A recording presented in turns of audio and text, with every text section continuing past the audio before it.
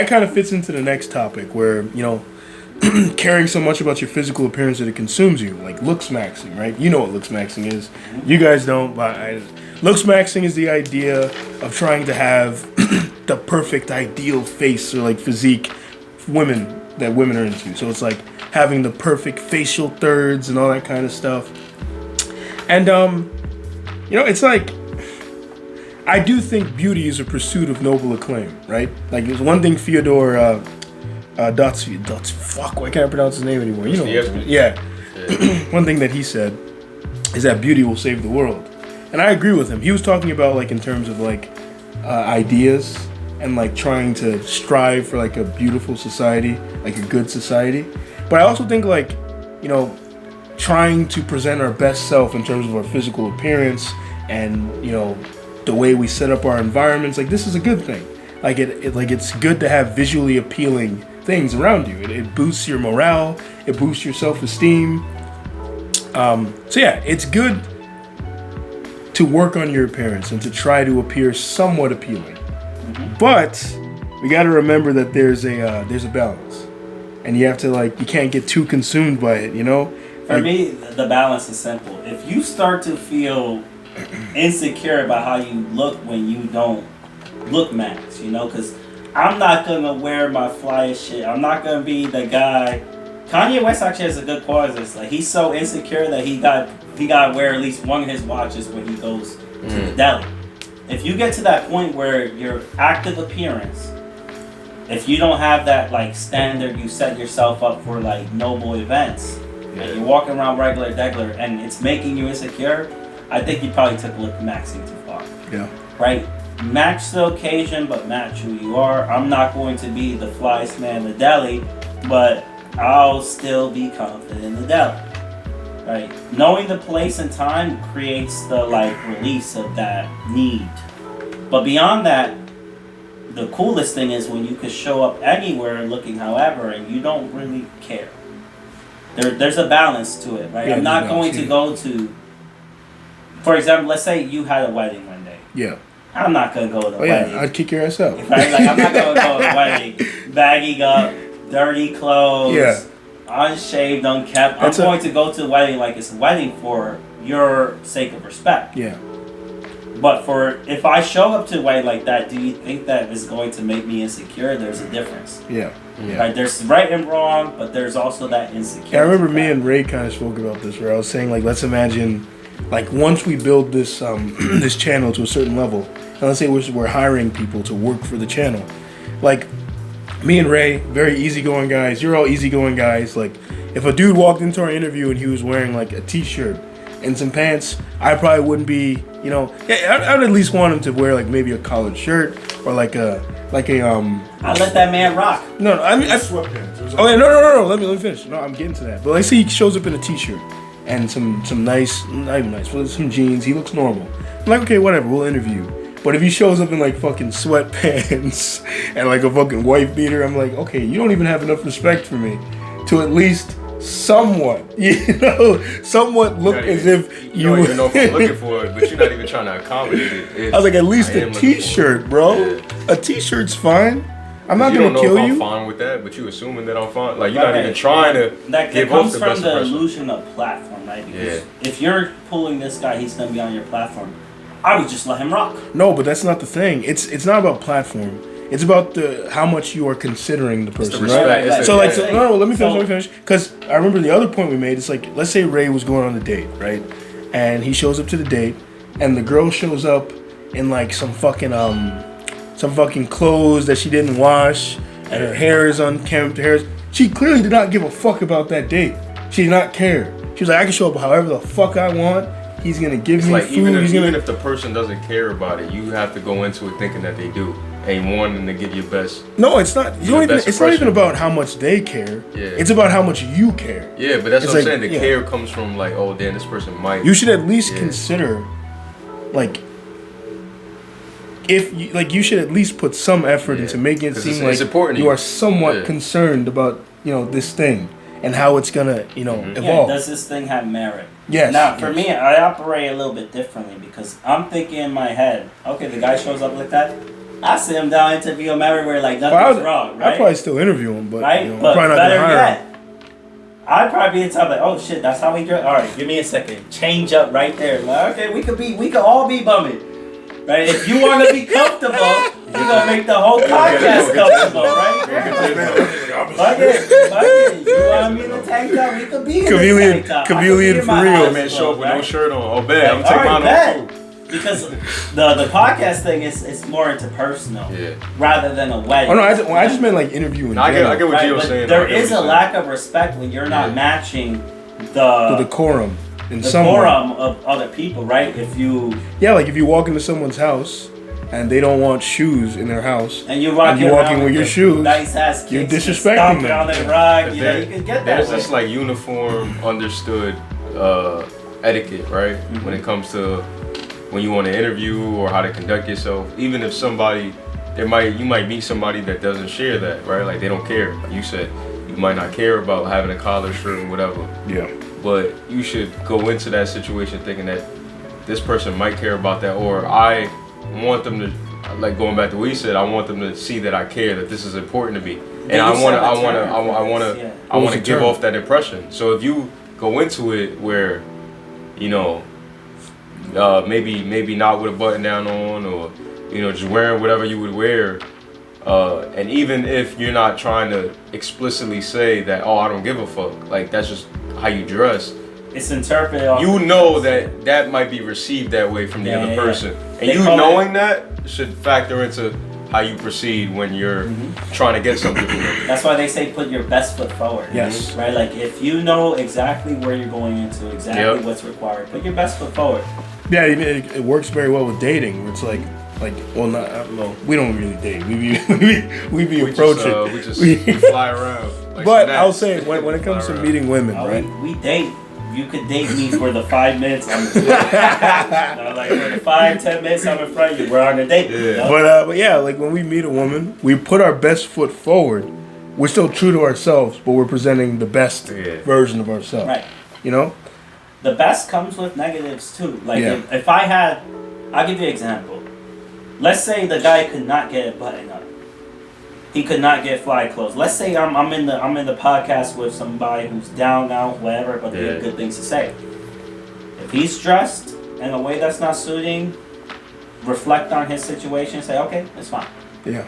We're going to make. Yeah, I mean that's also a great point, because if we bring it back to physical appearance, you know, some of your things are just like they're parts of you. So it's like if you don't like how far apart your eyes are, that's part of you. Nothing you can do about it. It's like just accept it and move on. It's like it's a unique thing that you have. Like for example with me, right? My teeth are not perfect. They're not straight. But women love when I fucking smile at them. There's something. You're not a woman. Look at you, bro. No, he told us something. He's happy already. Look at that. But yeah, they love when I smile at them. Even though I don't have perfect teeth, and there's something about that crooked smile. That's why J. Cole wrote that song. Remember, people appreciate your beauty more than you ever know. Nobody, I got to a point where no one was really ugly. It's beauty in the flaws. It was inside of them that started to make them ugly to me. Because you could look at the most symmetrical face, the most pristine, model type of looking person, and the second that person makes you dislike them, they're no longer beautiful. Yeah. More importantly, you go straight through and you find their exact flaw that hits them in their own self-confidence. You become disgusted by them, no matter how beautiful they are. And the flaws is what makes. Because like even they not look attractive. The soul makes you ugly. Mm-hmm. If you have a terrible soul, that's really worse than your physical appearance. But you know that's another good point about the beauty thing, right? If you start taking the looksmaxxing way too seriously, you kind of dip into uncanny valley, where it's like you're doing goofy shit. Like you seen that guy? He's like an old man. He's trying to reclaim his youth. That guy on the internet, and he looks all pale and shit. You ever seen him? You know what I'm talking about? A lot of people have taken body modification too far. Yeah. So he would probably just be another victim of that. BBLs, right? You have I like BBLs. You have a whole industry dedicated. They sell the insecurity and then they sell you the solution. A lot of girls, they look at themselves in the mirror and they're okay with it. But then you see the BBL, the big booty shit. You see the guys drooling in the comments, and suddenly like, damn, my ass feels small. Because it even happens to men, you know. Men start working out so obsessively, going back to the working out thing, because they go on the internet and they see these fucking, they feel like Chris Bumstead, fucking steroid, gear-headed, walking around looking like a fucking gorilla, and they're like, damn, I gotta get like him. And they have no idea that you can't get like him unless you're roided to the gills. Also, the number one insecurity they sell men is height too. Oh, height. The height insecurity is so blatant. Yeah, that peak. When I started to realize this shit was getting out of hand, was when that nigga broke his legs to get taller. And bro, they got limb lengthening surgery now. Yeah. They got limb lengthening surgery to break your legs. And the thing about height is, I've seen guys taller than me. So two guys have done it so far. No, two. That's a multi-million-dollar industry now. Look it up. That's not just two guys. They sold that insecurity and they sell you the solution, right? Because women do not care that much about height, and I say that because women say it. No, they'll say it. Yeah, I guess they'll say it. Well, they never know. I say it because they never know how tall I am. They'll be like, "Oh, you at least 6'3". You 6'3". I'm like. Like I'm 6'3". They'll say it because it's I'm cool. 6'3". Yeah, sure, I'm 6'3". Women like to tell you what's cool, but it's not a reflection of what they actually like. Because what you start to realize is I never looked at a person taller, smaller than me and felt that they were taller or smaller. It's just not something that happens in the male brain. I don't think it's cool. Like I'll see some niggas who's huge. That's how you carry I'm like, damn. I'm like, dude, that guy's huge. Yeah. That's what I do. You'll see that, but it's not like I don't feel bad about myself. Imagine you're talking to that 6'4" guy. He can't look you. He's stuck in. Oh yeah, I'll be like, dude, you're a. Right, like you gotta understand, like there's. Because that's what we thought when we were hanging out with those guys, and the dude is a fucking Greek statue. Where I slick on girls, I'm like, damn, you tall. I was just standing there looking like this.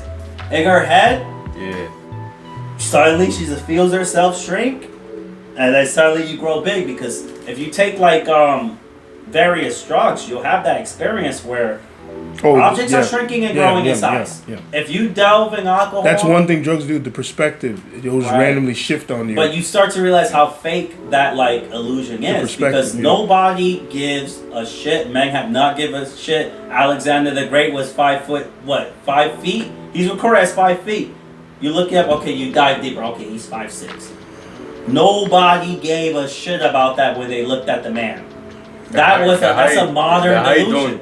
Don't determine if this man gonna treat you right, if he's gonna be there for you emotionally, financially. Actually, statistically, don't dictate his long either. It don't dictate anything. It don't dictate how you look. I mean, actually, I think the taller you are, it does. Okay, it might. So what? You know how many anomalies are out there? Oh yeah, I'm the anomaly. I'm the glitch. Even if it lends itself to that. You just being a certain height doesn't mean this and this, that and the third. They don't mean that. Don't mean nothing. You still gotta assert yourself and prove who you are as a person. You gotta have drive. The only thing that's universal. You gotta have drive. Yeah. But I mean, the other thing, it's like people. I'm not gonna sit here and lie to our beautiful viewers. You're all beautiful. I know it. I promise. But I'm not gonna sit here and lie to our viewers that physical appearance is not the most important thing in American society. Well, no, let me finish. It is very important in American society. They care about it a lot. It definitely affects how you're treated, on how physically appealing you look, right? But I will say that inner beauty does not gain as people don't understand how important it actually is. Where it's like, let's say you're a guy who, on the looks rating thing, you'd be like maybe like let's say you're like a 4, right? But you fulfill every other bucket. You're a great conversationalist. You have good fashion. You know, you're all around a great guy, and not just a great guy like you're walking around like I'm the nicest guy. I got her coffee and she didn't suck my dick. You're not one of those guys, right? But if you're like a good guy, in terms like people like being around you, and there's like an energy to you, you're gonna pull. You may not be able to pull a dime, but you're gonna pull a couple of 6s, a 7, You gotta think, like, if I had, picture I was 6'6", everything, money, everything. Let's pretend that I was world-renowned, everything. At what point are the majority of people I meet shallow? It would probably be damn near all of them. The advantage is if you're sturdy in yourself, you get to meet solid, where you can actually build on solid ground. You get real friendship. You get real interaction. That's actually good. That's the other point I was going to make. So if you have it all, you're going to run in all that seeks to take. Because I'll tell you what, I don't think I'm the most beautiful guy, but I think I'm the most beautiful. No, I don't think I'm the most beautiful guy, right? But I do think I'm a decent looking guy. And I will say that it doesn't matter because, like, for example, with women, when a woman gets with you only because you are physically attractive, it's not necessarily going to be. They treat you the worst. Yeah, not even just that. Hard. Once I've seen guys. No, because that. But also, what happens is like she doesn't know anything about you, and she doesn't care. She just likes the way you look, and then, like you make a bad match. It's happened to me many times. That's how I know it's possible. They just like how you look, but they don't know anything about who you really are. Then when they start to learn who you really are, like with me, I remember this is why I used to relate to Brad Pitt so much, why I loved him. Brad Pitt is known as like an artist trapped in the body of like a Greek god, where it's like he wants to make artistic pieces, but everyone always cast him as the pretty boy back in the day, right? So what happened to me is I would meet women and they would like the way I looked, and then like we would start dating, and then when I would start sharing my beliefs and stuff like that, they would get annoyed. It was like a kind of shut up and be pretty. It's like shut up and be pretty, like one of those kind of things, and they would get mad at me for sharing myself. And who played Jack Sparrow? That was Johnny Depp. Johnny Depp was another one. Right, Johnny Depp was a prey boy. He was a dreamboat for women. But he, I'm sure the reason the Jack Sparrow role works so good is Jack Sparrow. He let go of it. He let go of the thing. That's why it worked for him. Brad Pitt didn't let go of it. He kept holding on to the beauty. So you can get casted on a role, and what you find is when people cast you on a role, because you're right. Molded. You're very right, because Johnny Depp actively sought out roles that would remove him from the pretty boy so that he aesthetic. Can be more artistic. Yeah. There is a benefit for realizing that you are of yourself, right? You get to be free. A lot of people, when they're playing that looksmax game, to bring it back to looksmax game, they're no longer free of what's before in the physical. Suddenly they'll pull up to a club, they'll pick whatever outfit, and they say, oh my God, I don't like these clothes. I can't have fun no more. Yeah. Because I can't. No more fun. No more fun. It's over. Why did I step out like this? Why am I wearing this? I've met people like that. I know it's real. Yeah. Right. Or worse, maybe you spill a little bit of drink on your shirt. Oh no, end of world. Yeah, I remember I was at a party the other day, and I put together this whole costume, and I was really, because I remember I tried making a superhero costume. Ray was there. It fucked up. Like I remember I tried gluing the shit ripped. I was like, damn. So then I made a new costume off the top of my head, went like a military commando, right? So the only pants I could find that looked like military had a little bit of an ink stain on it. And then this other girl that was with me was like, yeah, but it fits the aesthetic. It looks great. And she like fucking snapped. I was like, nice. That's the thing. Like nice. A lot of that thinking about how you perceive your beauty or yourself is brought on when you look at like certain individuals now today that have gained more popularity. It was because of how they were criticized growing up, you know, like a lot of people. Oh yeah. Whether it stemmed from bullying, whether being at home and your parents, you know, you have women that their mother told them they was too fat, or you know you shouldn't dress this way, or you know the dad was like, no, you're not going out like that, like so. All that plays a part into your development, and then the way you view yourself as you get older, and you kind of lose your sense of identity or how you view yourself because you let other people's opinions become at the center of it. That's a great way. You get wrapped up in that social order. That's an amazing way to put it, because it's like the relationships you foster create that environment. But like there's like an inner being, right? An inner you. Yeah. And if you get wrapped up in your physical self, you lose that inner you because you're trying to create this avatar. And it's remember, the only people who could look at you more than yourself. You need a mirror to look at yourself. Don't forget this. A mirror is what it takes to look at yourself. The only people who can look at you more are other people. You gotta go to that mirror. People don't go to the mirror enough. You gotta go back to the mirror and say, I'm okay with this. I'm okay with this. Yeah. Whatever, okay. This is this, that is that. It doesn't really bother me until someone brings it up. Yep. And the world will find a way to bring your insecurity about you. So if you're going to spend your time looksmaxing, you're not doing it before the mirror. You could be the most secure person. I mean, like, you go outside, everybody gonna challenge that. They're gonna try to make you feel insecure. Like if you're gonna make yourself look good, it has to be like with what is in your control. So it's like your hair. Then you just fix your hair a little bit. Put on some nice clothes. Find out what suits your personality, right? So like with me, I tend to like collared shirts. I want to go for like a 70s aesthetic. Sometimes I want to do like a metal thing. Like I do enjoy that too. I haven't done it yet, but I do want to do like a makeup thing and the whole like metalhead hardcore goth shit. Yeah. Like that's how I know I've become truly comfortable with myself. In that I feel like if you have like a specific look that you're obsessed with, and you just want, you're like, oh, I have to always look like this. I think you're being goofy. Right, but I feel like you're being goofy. You know, there's a couple people, they say, oh, it's just a phase, it's just a phase. And then they go on to have that aesthetic for the rest of their life. Yeah.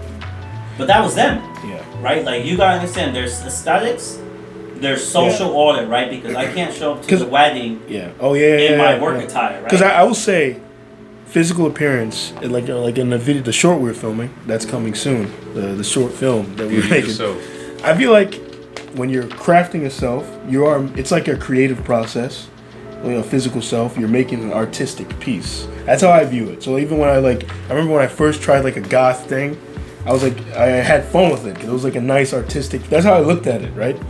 It didn't have too much of myself placed within it. It was more of a what's the word I'm looking for? It was almost like ego death. I was becoming a character almost, and just having fun with the character, you know. And I feel like if you become so much that like it's keeping you up at night. Wrapped up in it. Yeah, something's wrong. Like you need to if you're fucking sitting there injecting your cheeks and shit and doing all that Botox. Yeah. You need to take a step back. The body modification industry was a death sentence of self-confidence. I think that's what it is. Like over time, and this is a separate conversation, but like going based off of like who you surround yourself with, right? Knowing the type of people you should keep around you, knowing the people that's not accepting you as you are, right, and not quick to great point. Judge you or have all these opinions about you and just let you be you, great let you point. live. Great point. And a lot of like women or even guys, like they'll surround themselves around a lot of fucking superficial and shallow people that all they do every time you're around them is it's about looks. It's about like I don't like how your outfit look. It's always argumentative. It's always opinion based. It's not like we can't just hang back and talk about something else. It's always about this person or gossip or just something that is very judgmental. Because that's one thing. It's not accepting of people. I don't mean to cut you off, but it's like this one thing. It's like I find different looks appealing. Yeah. Like even when we were out hanging out, I remember everyone who came, and this is how you know I was in full zen and fully present. Everyone who came to that table as I was talking to our boy Ethan, every time I'd look at them and I would find something I liked about their outfit. That's how it's supposed every single time. Some girl came with a bow. I was like, oh, that's a nice bow. I was like, I like, and I'm sitting there talking about the bow like it's like an art piece. Like I did that for everybody. The most beautiful thing is you could look at someone, you could tell them the truth. Yeah. And the truth does not have to be negative, right? You have manipulation truth. You could look at everyone. You could walk around and say, I don't like that. I don't like that. I don't like that. But that creates anonymity.